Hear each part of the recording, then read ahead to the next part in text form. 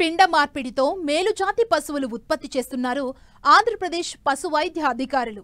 అన్నమయ్య జిల్లాలో హెచ్ఎఫ్ ఆవుకు పిండం మార్పిడి చేయగా మేలుజాతి ఒంగోలు దూడ జన్మించింది. ఇప్పటికే రాష్ట్ర వ్యాప్తంగా పిండ మార్పిడి ద్వారా 30 మేలుజాతి దూడలు జన్మించినట్లు జిల్లా పశుసంవర్ధక శాఖ వెల్లడించింది. మరోవైపు మేలుజాతి రకం దూడ పుట్టడంతో రైతు లక్ష్మమ్మ ఆనందం వ్యక్తం చేస్తోంది.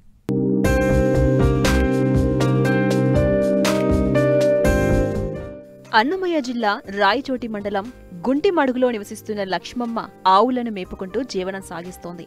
వచ్చిన పాలను గ్రామంలోనే అమ్ముతోంది. అయితే తన దగ్గర ఉన్న హెచ్ఎఫ్ ఆవుకు పలుమార్లు సంతానోత్పత్తి కోసం రకరకాల సూదులు వేయించినా ఎలాంటి ఫలితం రాకపోవడంతో ఆవు మీద ఆశలు వదిలేసుకుంది.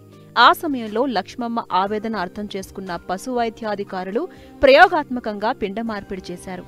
ఒంగోలు గిత్త పుట్టడంతో సంతోషం వ్యక్తం చేస్తోంది లక్ష్మమ్మ. 4-5 సూర్లు నేను ఆవును సూది వేయించింటే నిలబడలేదు, గొడ్డుబడిపోయిందని చెప్పినారు సారోళ్ళు. అయితే మాత్రం నువ్వు కష్టపడద్దులమ్మా, నువ్వు పాలేని నన్ను నడసద్దు కానీ అని చెప్పి ఆ సార్ నీ ఇంటికే వచ్చి నీ బాధ చూసి నేను సూది వేసిపోతాలమ్మా అని సార్ పెట్టినాడు.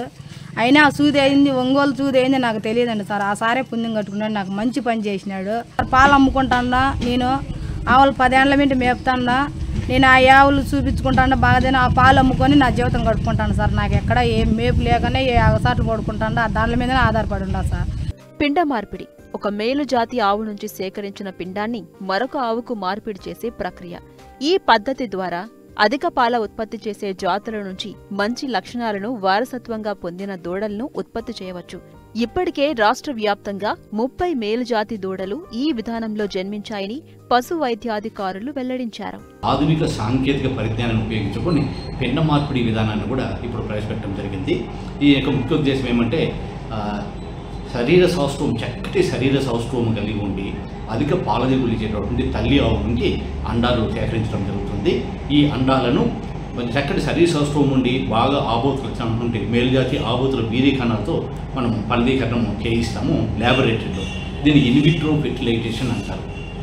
ఈ విధంగా ల్యాబొరేటరీలో ఫెర్టిలైజేషన్ చేసిన తర్వాత ఆ ఎంబ్రియోస్ని తీసేసుకొని ద్రవీభవించినటువంటి కొన్ని కెమికల్స్, రసాయనాలలో వాటిని ప్రిజర్వ్ చేయడం జరుగుతుంది.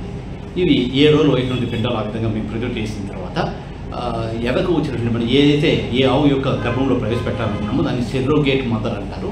ఈ సెరోగేట్ మదర్ అద్దె గర్భంలో దీన్ని ప్రవేశపెట్టడం జరుగుతుంది. ఆ పశువు ఎదకు వచ్చిన తర్వాత 7వ రోజు ఈ అండాలను ఆ గర్భంలో ప్రవేశపెట్టడం జరుగుతుంది. ఈ విధంగా ప్రవేశపెట్టిన తర్వాత అవి దినదనాలు చెందుతూ వచ్చి జెస్టేషన్ పీరియడ్, గర్భావధి కాలం అంటారు. అవి 9 మాసాలు 9 మాసాల 10 రోజులకి అవి జన్మనివ్వడం జరుగుతుంది. దీన్ని ఆంధ్రప్రదేశ్ ప్రభుత్వము మరియు రాష్ట్రీయ గోకుల్ మిషన్ సహకారంతో ఆంధ్ర ప్రభుత్వం, కేంద్ర ప్రభుత్వం రెండింటి సహకారంతో రాష్ట్రీయ గోకుల్ మిషన్ ద్వారా ఈ కార్యక్రమం చేపట్టడం జరుగుతూ ఉంది.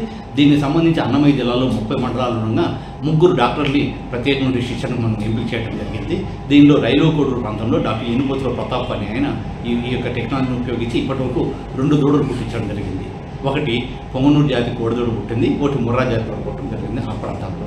ఇక్కడ రాయచోటి నియోజకవర్గానికి సంబంధించి doctor P Jagannath Reddy doctor గారు ప్రత్యేకమైన శిక్షణ పొందిన తర్వాత ఈ రాయచోటి ప్రాంతీయ పశు వైద్యశాల పరిధిలోనే ఒక దూడకి ఇటీవల కాలంలోనే ఒక ఒంగోలు కోడదూడ పుట్టడం జరిగింది.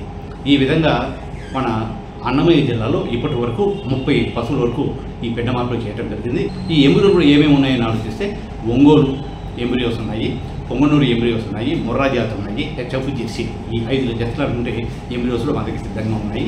ఆసక్తులు సంప్రదించినట్లయితే సమీప పశు వైద్యాధికారిని ఈ పిండ మార్పిడి ద్వారా వాటి పొందుకు ఇచ్చేటువంటి అవకాశం ఉంటుంది.